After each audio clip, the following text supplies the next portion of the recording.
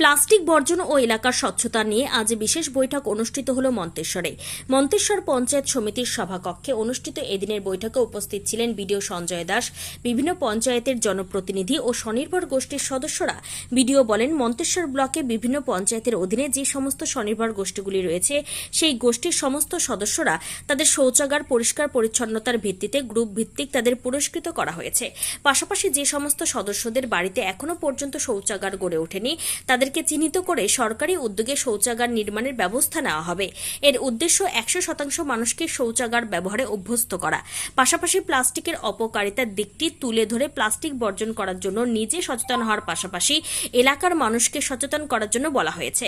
এই বিষয়ে বিডিও সঞ্জয় দাস এবং বৈঠকে যোগ দিতে আসা গোষ্ঠীর প্রতিনিধিরা আমাদেরকে জানালেন। আমাদের মন্তেশ্বর ব্লকে আমাদের যে এসবিএমজি অর্থাৎ স্বচ্ছ ভারত মিশন গ্রামীণ এই কর্মসূচির অন্তর্গত আমাদের মন্তেশ্বর ব্লকের যত এসএইচজি আছে সেই এসএইচজি মেম্বারদের বাড়িতে শৌচালয় আছে কি না বা শৌচালয় ব্যবহার করছে কি না সেই বিষয়ে একটা আমাদের অনুষ্ঠান হয়েছিল। সেখানে আমরা যেসব এসএইচজি একটা এসএইচজিতে কমপক্ষে 10 জন মেম্বার আছে তাদের প্রত্যেককে ডেকে যেসব এসএইচজি সম্পূর্ণ 10 জন মেম্বারের বাড়িতে শৌচালয় আছে তাদের ডেকে সম্বর্ধনা দেওয়ার একটা অনুষ্ঠান এখানে অনুষ্ঠিত হয়েছে। কোথায় হলো স্যার এটা আমাদের মন্তেশ্বর ব্লকের মিটিং হলে। আজকে আমাদের মন্তেশ্বর ব্লক অফিসে আমাদের স্বনির্ভর দলের মেয়েদেরকে নিয়ে একটা কর্মসূচি মিটিং হলো যে স্বচ্ছ ভারত করতে হবে, প্লাস্টিক বর্জন করতে হবে আর বাড়ি বাড়ি শৌচাগার ব্যবহার করতে হবে।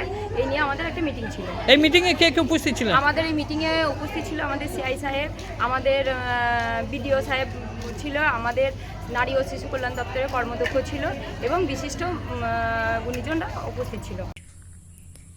Bureau report, PB news.